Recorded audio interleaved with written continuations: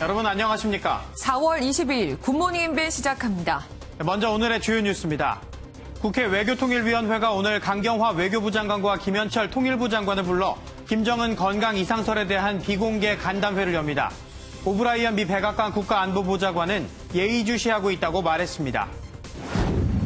정부가 오늘 생활 방역 지침 초안을 공개합니다. 온라인으로 계약한 전국 초중고 등교 계약 시기와 방법은 5월 초에 발표합니다. 버려진 담배꽁초에서 시작된 것으로 보이는 군포 물류센터 화재 재산 피해가 30억에 달하는 것으로 파악됐습니다.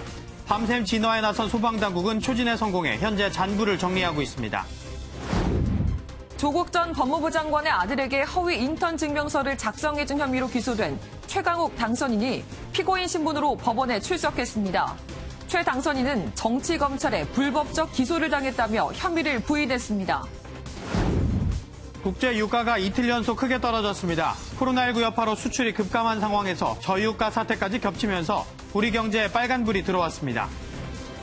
어제 하루 한반도는 물론 전 세계를 뒤흔들었던 이야기가 있었습니다. 바로 김정은 북한 국무위원장의 중퇴설이었는데요. 오늘은 뉴스 돋보기로 시작하면서 하나하나 짚어보겠습니다. 통일부 출입하는 외교안보팀 배준우 기자 나와 있습니다. 안녕하세요. 안녕하세요. 네, 배 기자, 이 김 위원장 건강이 좋지 않다는 얘기는 사실 며칠 전에부터 지라시로 돌긴 했었는데 이 사실 이슈화된 게 어제 CNN의 보도로 갑자기 이슈가 됐어요. 네, 어제 오전 미국 CNN이 김 위원장이 수술을 받았다며 건강 이상설을 긴급 속보로 냈습니다. Kim did not appear at a ceremony commemorating his grandfather, Kim Il-sung, that he had a surgery and that there were complications following that surgery, and that leaves his health in grave danger at this point. 이에 앞서 국내 북한 전문 매체인 데일리 NK는 북한 내부 소식통을 인용해 김 위원장이 지난 12일 묘향산 인근에서 심혈관 개통 시술을 받고 회복 중이라고 전하기도 했습니다. 예. 네, 하지만 로이터 통신은 중국 공산당 대외연락부 관계자를 인용해서 김 위원장이 현재 위독하지 않다며 전혀 다른 보도를 냈습니다. 예. 청와대는 김 위원장이 측근들과 지방에 체류하고 있는 것으로 파악하고 있다고 밝혔습니다. 로버트 오브라이언 미국 안보보좌관도 김정은의 상태를 알지 못한다며 상황을 예의주시한다고 말했습니다. 네. 우리 정부도 김 위원장의 위중설을 놨다고 보고 있는 것 같은데 그런데 사실은 이 김 위원장의 건강 이상설이 사실 이번이 처음은 아니잖아요. 그렇다 보니까 사실 이렇게 계속해서 이야기가 나온다는 건 뭔가 이상한 흐름이 있다 이렇게 볼 수는 있지 않나요? 예, 사실 김 위원장의 신변에 이상이 있는 것 같다는 얘기는 최근 계속 제기돼 왔는데요. 예. 김 위원장이 지난 11일 노동당 정치국 회의 이후에 이제 공식 석상에 모습을 드러내지 않고 있기 때문입니다. 예. 12일 최고인민회의에도 불참했고 14일 순항미사일 발사 현장에도 참관했다는 보도를 북한이 내놓지 않고 있는데요. 네. 특히 15일은 북한의 최대 명절인 김일성 생일인 태양절인데 그 참배에 불참하면서 급속도로 의혹이 확산됐습니다. 예. 또 김 위원장이 태양절 참배에 불참한 거는 2012년 집권 이후 처음입니다. 네. 아무래도 계속해서 모습이 보이지 않는 상황에서 이 김일성 생일인 태양절까지 참배하지 않으면서 더 이 의혹의 도화선이 커진 것 같아요. 근데 사실 이 김 위원장의 모습을 보면 이 몇 년 전과도 비교해 봐도 상당히 딱 봐도 이상해 보인다 이런 게 보이긴 하는데 어떤가요? 예, 우리 정보당국은 이 김 위원장의 몸무게가 130kg, 또 키가 170cm 정도로 추정하고 있습니다. 예. 이 비만 정도가 심각한데요. 지난 2014년엔 김 위원장의 육성 신년사에 거친 숨소리가 포착되면서 건강에 이상이 있다는 주장이 나오기도 했습니다. 네. 2013년을 보내고 앞날에 대한 확신과 혁명적 자부심에 넘쳐 새해 2014년을 맞이합니다. 할아버지인 김일성과 아버지 김정일 모두 심근경색으로 사망한 가족 내력이 있어서 심혈관 질환이 있을 가능성에 힘이 실립니다. 또 윤상현 국회 외교통일위원장은 어제 북한 소식통에 따르면 김 위원장이 위독하진 않지만 또 심혈관 질환 수술을 한 건 맞는 것 같다고 말하기도 했습니다. 예. 최근에 평양에 이 평양시 전체를 봉쇄하는 조치가 국가 보위부를 통해서 조치가 취해졌어요. 그게 바로 며칠 전이야. 그래서 저는 뭔가 이상 징후가 있다라고 판단합니다.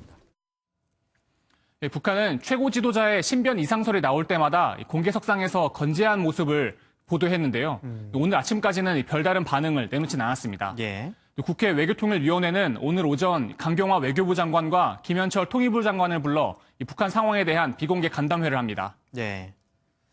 전 세계 언론에서 잇따라 김정은 위원장의 건강 이상설을 보도하는 상황에서 이 북한이 오늘 아침에도 이 별다른 입장을 내놓지 않은 것 자체가 상당히 이례적인 일이라고 할 수 있는데요. 이 상황을 예의주시하면서 북한의 이상 징후에 대해 만전을 기해야 할 것 같습니다. 지금까지 정치부 배준우 기자였습니다. 고맙습니다. 감사합니다. 총선 참패 후 내용에 휩싸인 미래통합당이 어제 당 수습 방안을 놓고 전수조사를 실시했습니다. 비상대책위원회로 전환할지 새 지도부를 조기 선출할지를 물었는데 결과는 오늘 최고위원회의를 거쳐 발표할 예정입니다. 전정인 기자입니다. 총선 참패 후 당 수습 방안을 놓고 최고위원회의에 의원총회까지 열었지만 결론을 내지 못한 미래통합당. 김종인 비상대책위원장 카드를 놓고 연일 공방이 이어졌습니다. 저는 김종인 비대위가 지금으로선 최선의 선택이라고 생각하고요. 외부 인사라고는 하지만 당의 체계에 대해서는 경험이 있고 지금 혁신적이고 파괴적인 조치가 필요한 때라고 생각합니다. 당내 내부에서도 훌륭한 분들이 많이 계시기 때문에 당 안팎에서 좋은 분들을 찾아내면 좋겠다. 그런 입장입니다. 결국 미래통합당은 현역 의원들과 21대 총선 당선인 142명을 상대로 전수조사를 실시했습니다. 전화 설문조사 방식으로 진행된 전수조사에선 비대위로 전환할지 조기 전당대회를 치를지를 물은 것으로 알려졌습니다. 당대표 권한대행인 심재철 원내대표는 MBN과의 통화에서 전수조사를 통해 한 표라도 많은 쪽의 의견을 따르기로 했다고 밝혔습니다. 전수조사 결과는 오늘 오전 최고위원 회의를 거쳐 발표될 예정입니다. 당 일각에선 차기 지도부 문제를 낙선자에게 묻는 것을 두고 우려의 목소리가 나오면서 또 다른 갈등의 불씨가 될지 주목됩니다. MBN 뉴스 전정인입니다. 중국 동북부 하얼빈 지역에서 신규 확진자가 나오면서 이 코로나19 집단 감염 우려가 커지고 있습니다. 코로나19 종식 선언을 기대하던 중국에 다시 비상이 걸렸습니다. 박통일 기자입니다. 중국 헤이루장성의 최대 도시인 하얼빈에서 다시 신규 확진자가 나온 건 지난 9일입니다. 이후 2주도 되지 않아 70명의 확진자가 새로 추가됐는데 이 가운데 47명은 병원 내 집단 감염으로 인한 확진자입니다. 당국은 이번 집단 감염이 지난달 19일 미국에서 귀국한 중국인 대학생 한모 씨에게서 비롯된 것으로 보고 있습니다. 한 씨가 접촉한 이웃이 감염됐고 이 이웃들이 다시 지인과 식사하거나 병원을 방문하면서 코로나19가 확산했던 겁니다. 확진자 가운데는 무증상 감염자도 25명이 포함됐습니다. 내심 코로나19 종식 선언을 기대하던 중국에 다시 비상이 걸렸고 하얼빈시가 제2의 우한이 되는 것 아니냐는 우려도 나오고 있습니다. 중국 내 방역 전문가들은 하얼빈 내 감염이 해외에서 비롯된 점을 강조하고 나섰습니다. 미국과 책임 소재를 둘러싼 공방이 계속되는 상황에서 이번 사태의 원인을 외부로 돌리려는 의도로 풀이됩니다. 中国同其他国家一样都受到了病毒的攻击，是受害者。 당국은 하얼빈 내 주요 병원과 상점을 봉쇄하고 시민들을 대상으로 역학조사에 들어갔습니다. MBN 뉴스 박통일입니다. 국제 유가가 이틀 연속 폭락했습니다. 배럴당 20달러에서 11달러로 거의 반토막으로 주저앉았는데요. 산업통상자원부는 오늘 정유업계와 긴급 간담회를 엽니다. 김수영 기자입니다. 국제 원유 가격이 마이너스를 기록했습니다. 5월 인도분 서부 텍사스산 원유는 마이너스 37달러를 기록했는데 국제 유가가 마이너스를 기록한 건 처음입니다. 원유 생산업체가 돈을 얹어주고 원유를 팔아야 하는 것으로 코로나 사태로 이동 제한 조치가 내려지는 등 원유 수요가 급격히 줄었기 때문입니다. 각국 원유 저장 창고가 꽉 차면서 일시적으로 마이너스 가격을 기록했다는 분석도 나오는 가운데 6월 인도분 가격도 오늘 배럴당 43% 하락해 11달러 선까지 무너졌습니다. 이 때문에 급기야 원유를 운반하는 초대형 유조선들은 저장 탱크로 가는 대신 바다 위에 떠 있는 사태가 벌어지고 있습니다. 국제유가의 약세는 당분간 지속될 것이라는 분석입니다.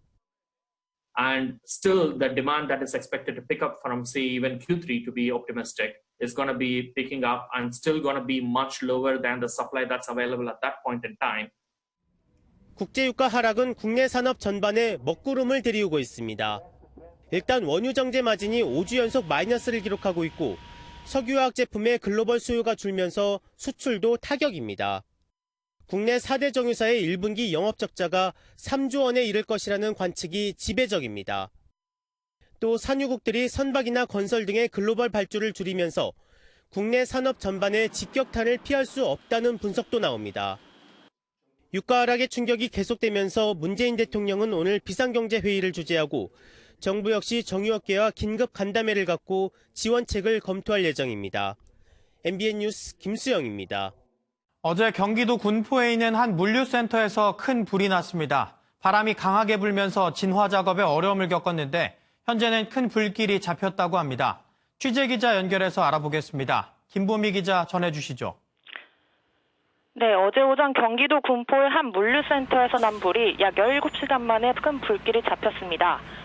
소방당국은 오늘 새벽 3시 45분쯤 초진에 성공해 잔불 정리 작업에 들어갔다고 밝혔습니다. 어제 오후 2시쯤 불길이 어느 정도 잡히는 듯 싶었지만 강한 바람으로 불이 되살아나면서 밤샘 진화 작업을 벌였는데요. 한때 최고 단계 경보령인 대응 3단계까지 발령됐는데 큰 불길이 잡히면서 조금 전 대응 단계가 모두 해제됐습니다. 다행히 현재까지 인명피해는 없는 것으로 파악됐습니다. 하지만 소방서 추산 약 30억 원의 재산 피해가 났고 불이 완전히 꺼질 때까지는 시간이 걸려 피해액은 더 늘어날 것으로 보입니다. 불은 물류센터 내 쓰레기 분리수거장에서 시작돼 바람을 타고 옆에 있던 건물 1층과 5층으로 번진 것으로 추정하고 있습니다. 소방당국은 누군가가 버린 담배꽁초로 인해 화재가 난 것으로 보고 불을 모두 끄는 대로 정확한 화재 원인을 조사할 예정입니다. 지금까지 보도국에서 전해드렸습니다. 부산의 신축 아파트 공사장에서 콘크리트를 붓는 기계가 주저앉아 11층에서 작업 중이던 근로자 1명이 숨지고 3명이 다쳤습니다. 고층에서 난 사고라 구조가 쉽지 않았습니다. 박상호 기자가 취재했습니다. 공중에 매달린 들것에서 소방구조대가 심폐소생술을 합니다. 1층에는 또 다른 구급대가 기다리고 있습니다. 어제 오전 9시 반쯤 부산의 한 아파트 공사장에서 콘크리트를 붓는 기계가 갑자기 주저앉아 11층에 있던 근로자 4명을 덮쳤습니다. 소리가 엄청난 계엄 소리죠. 상상을 못하는 그런 소리가. 구조대가 크레인을 동원해 1시간 반 만에 4명 모두 구조했지만 타설기에 깔린 1명은 끝내 숨졌습니다. 11층 바닥까지 이제 시멘을 다 부었으니까 그걸 다시 이제 올려줘야 12층도 하고 13층도 이제 타설을 할 수가 있지 않습니까? 그 올리는 작업 중에 경찰은 하부 받침대가 손상되면서 타설기가 내려앉은 것으로 보고 정확한 사고 경위를 조사하고 있습니다. 또 시공사 등을 상대로 과실 여부도 확인하고 있습니다. MBN 뉴스 박상호입니다. 조국 전 법무부 장관 아들에게 허위 인턴 증명서를 발급한 혐의로 기소된 최강욱 전 청와대 공직기강 비서관이 재판에 나왔습니다. 최 전 비서관의 법정 출석은 21대 국회의원 당선인 가운데 처음입니다. 노태현 기자입니다. 조국 전 장관 아들에게 허위 인턴 증명서를 발급해 서울대 대학원 업무방해 혐의로 기소된 최강욱 전 청와대 공직기강 비서관. 첫 재판에 수많은 취재진이 몰려 당황한 기색이었지만 검찰 기소가 정치적이었다고 강하게 비판했습니다. 윤석열 총장의 지시에 따른 정치검찰의 불법적이고 정치적인 기소로 저는 오늘 법정으로 갑니다. 정작 법정에 서야 할 사람들은 한 줌도 안 되는 검찰 정치를 행하고 있는 검사들입니다. 재판에서 최 전 비서관 측은 조 씨가 변호사 사무실에서 16시간가량 사건 기록 열람 정리 등을 했으며 증명서가 실제 합격으론 이어지지 않았고 가짜 의혹 증명서 발급자 중 유일하게 기소됐다며 차별적 기소를 주장했습니다. 이에 대해 검찰은 증거로 낸 서류의 기재 내용을 비교해봐야 허위 여부가 명확해질 것이라고 반박하면서 재판부에 20명의 증인을 신청했습니다. 재판을 마친 뒤 최 전 비서관은 공직자윤리법 위반 혐의로 최근 고발된 것과 관련해 일체 부인하면서 기자들과 설전을 벌이기도 했습니다. 최 전 비서관은 21대 국회의원 당선인 가운데 처음으로 법정에 섰으며 다음 재판은 6월 2일에 열립니다. MBN 뉴스 노태현입니다. 집값을 인위적으로 끌어올리기 위한 일종의 담합행위에 대해 정부가 고강도 조사를 벌이고 있습니다. 또 10대 미성년자가 35억 원짜리 아파트를 구입하는 과정에서 편법 증여 의심 사례가 나오는 등 각종 편법, 탈세 의심 사례가 무더기로 적발되었습니다. 송한진 기자가 보도합니다. 지난달 한 인터넷 부동산 카페에 올라온 글입니다. 특정 부동산에는 절대로 물건을 주지 말라며 5억 원 밑으로도 내놓지 말라고 적혀 있습니다.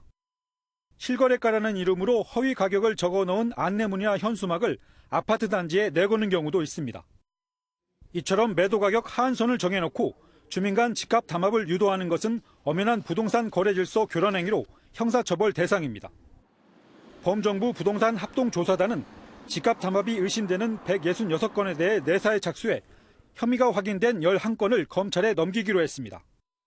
공정시장 질서를 교란시키는 위반 행위라고 봐서 앞으로도 강도 높은 단속과 또 제대로 된 처벌이 이루어질 수 있도록 조치를 해나갈 예정에 있습니다.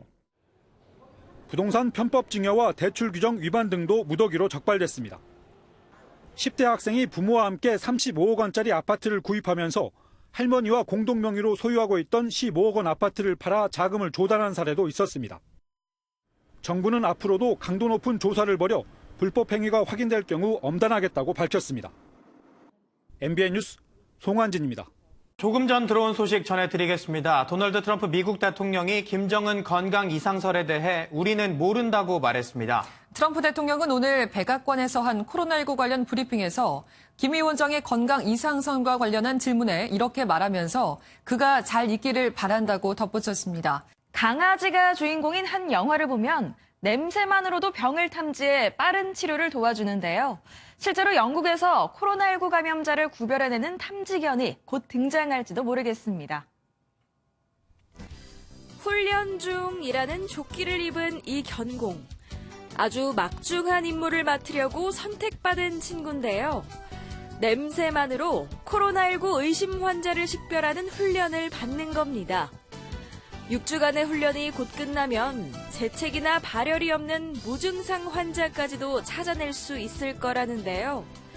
시간당 최대 250명까지 식별할 수 있다니 실제로 투입된다면 바이러스 확산을 막는 데 큰 도움이 되겠네요.